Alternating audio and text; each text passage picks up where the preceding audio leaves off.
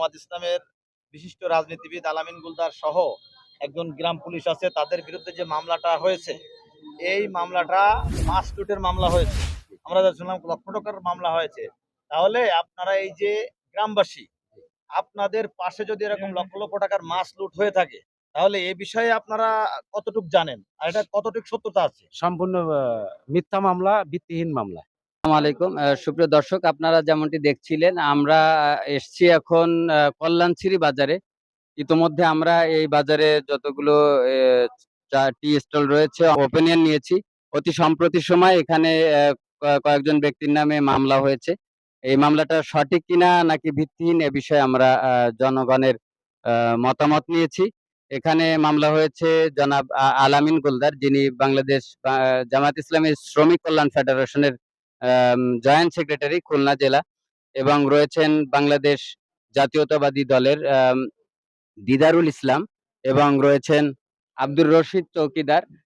তাদের বিরুদ্ধে লুটপাট সহ অন্যান্য মামলা দেওয়া হয়েছে। আমরা বলতে গেলে মেজরিটি মানুষের আমরা অপিনিয়ন নিয়েছি। সকলে বলেছেন তারা অত্যন্ত শান্ত শিষ্ট মানুষ, তারা এই ধরনের লুটপাট করতে পারে না, বরং এটা পারিবারিক রেষারেষির জেরে এ ঘটনা ঘটতে পারে বলে অনেকে জানিয়েছেন। মামলার এজাহারে সম্ভবত এরকমও রয়েছে, আলামিন গোলদার তিনি আগে আওয়ামী লীগ করতেন, এখন তিনি জামাতে যোগ দিয়েছেন। এ ব্যাপারেও আমরা মতামত নেওয়ার চেষ্টা করেছি। তারা বলেছেন যে এটা সম্পূর্ণ ভিত্তিহীন। তিনি ছোটবেলা থেকেই বাংলাদেশ ছাত্র শিবির সহ বর্তমানে বাংলাদেশ জামাত ইসলাম এবং শ্রমিক কল্যাণ ফেডারেশনের দায়িত্বে রয়েছেন, এবং তার বিরুদ্ধে যে আনীত মামলা এটা সম্পূর্ণ ভিত্তিহীন বলে এলাকার জনগণ নিয়েছেন। এখন জনগণের গণ স্বাক্ষর এখন নেওয়া হবে।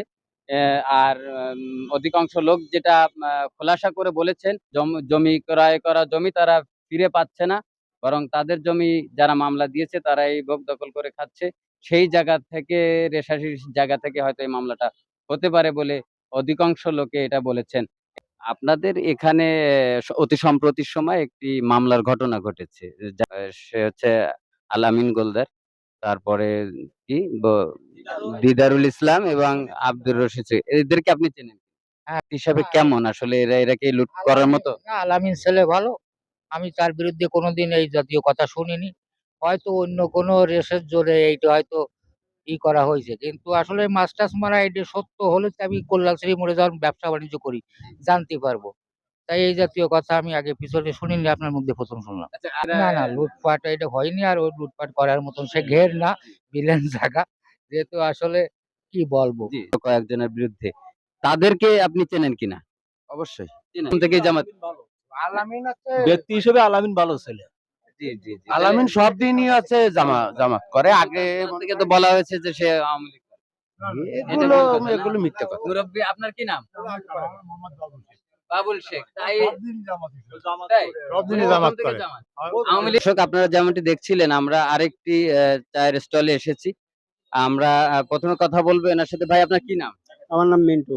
আমি লোক ভালো তাই জানি। আচ্ছা আচ্ছা। ভাইয়ের নাম কি? মোহাম্মদ রবিউল ইসলাম। আপনি কি এই মামলার বিষয়ে কোনো কিছু জানেন না, নাকি? মামলার বিষয়ে কিছু জানি না। আপনার নাম কি? আমার নাম মোহাম্মদ ফিরোজ শেখ। এই আপনার কি নাম? শাহিদুল ইসলাম। ভাই, আমরা মামলা হয়েছে মিথ্যে মামলা, যা আমরা তো দেখছি শুনেছি, সামনে মাথায় ছিলাম।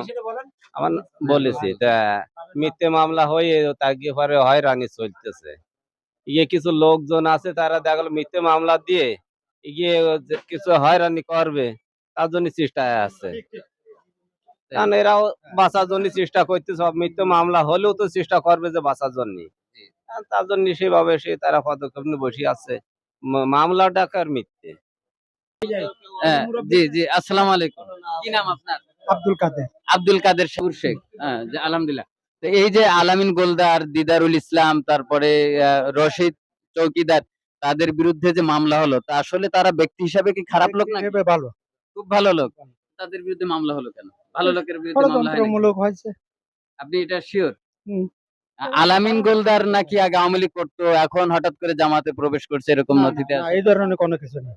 কাজী দিদারুল, দিদারুল ইসলাম। এদের নামে মিথ্যা মামলা হয়েছে। আলামিনের ২-৩টে দলিল আছে। দিদারুলের বাপের পৈতৃক সূত্রে জমি। দিদারুল আজ পর্যন্ত ভোগ দখল করতে পারে না, আলামিনও পারে না। প্লাস রশিদ চৌকিদার কিনা সম্পত্তি দখল করতে পারে না, দখল করতে দেয় না। তা আপনারা স্থানীয় তো মাপ হয়, ডেট হয়, জমি এরা বুঝ করে পায়নি আজ পর্যন্ত।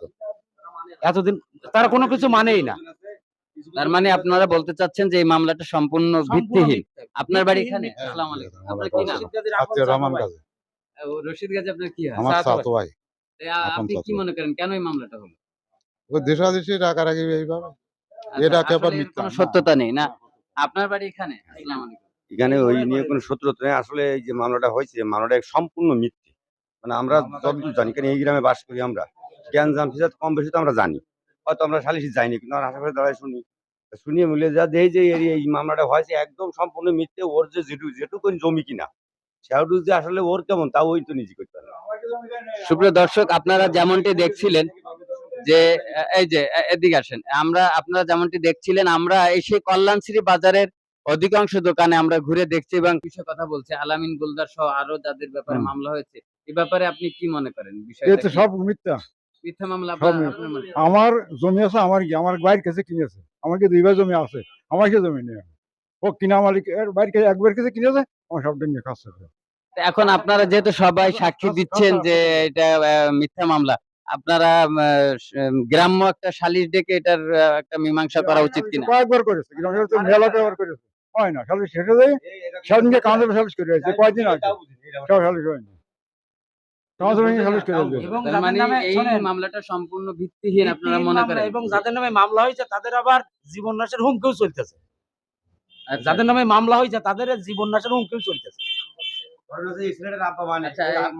আচ্ছা, কার কার নামে মামলা হয়েছে আপনি সবার নাম? আলামিন গুলদার, দিদারুল ইসলাম, রশিদ চৌকিদার, সবাই কাছাকাছি বাড়ি। সবাই কাছাকাছি বাড়ি। ওই আগে আবার ওটা। জি, আপনাদেরকে ধন্যবাদ। সব সত্য জবাবে মামলার বিষয়টা আসলে আপনারা তো স্থানীয় এখানে। যে আমরা স্থানীয় লোক আসলে আমার এখন আমরা জানতে চাচ্ছিলাম এই যে মামলাটা হলো, মামলাটার সত্যতা কতটুকু বা তারা ব্যক্তি হিসাবে কেমন? আপনি যেহেতু স্থানীয় আপনি একটু এই বিষয়ে বলেন।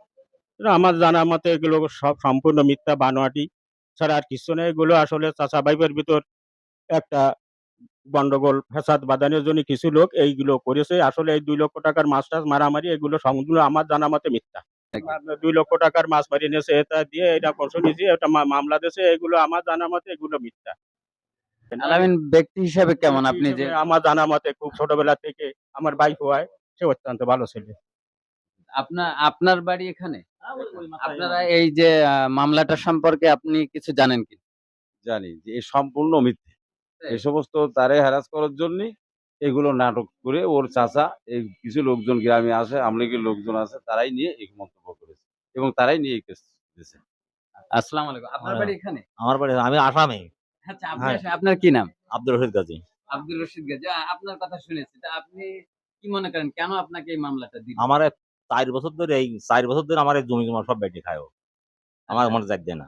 সেই জমিতে এই বিরা উদ্ধার করতে গেলে এই মানে মামলা দিয়েছে, মিথ্যা মামলাটা দিয়েছে আমার।